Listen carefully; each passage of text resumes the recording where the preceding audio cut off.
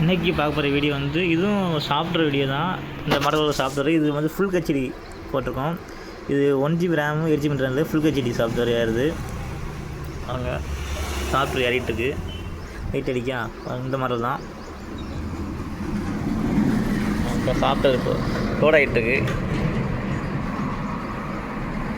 100% load ஆகிடுச்சு. இப்போ பாருங்கள், ஆன் பண்ணி பாருங்கள். ஆஃப் பண்ணிட்டு ஆன் பண்ணு.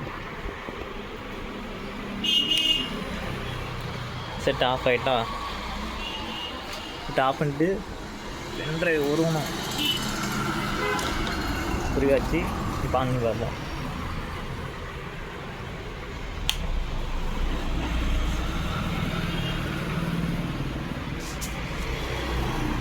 மைக்ரோமேக்ஸ்ன்னு இருக்குது. மைக்ரோமேக்ஸ் அப்போ தான் போட்டிருக்கோம்.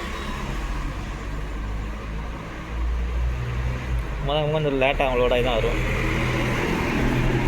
ஸ்மார்ட் வந்துச்சா.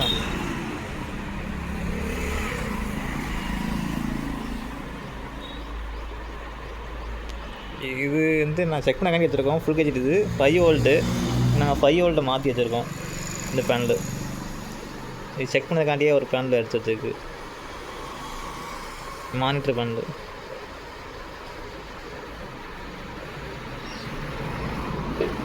எனக்கு கொஞ்சம் லேடாகும், நான் நேராகவும் பாஸ்ட் பண்ணிட்டு போயிடுவேன். பாருங்கள், போர்டு உள்ளே போயிடுச்சு. பாருங்கள், இந்த டிஸ்பிளேக்கு செட் ஆகலை, அதனால தான் பாதி தான் தருது.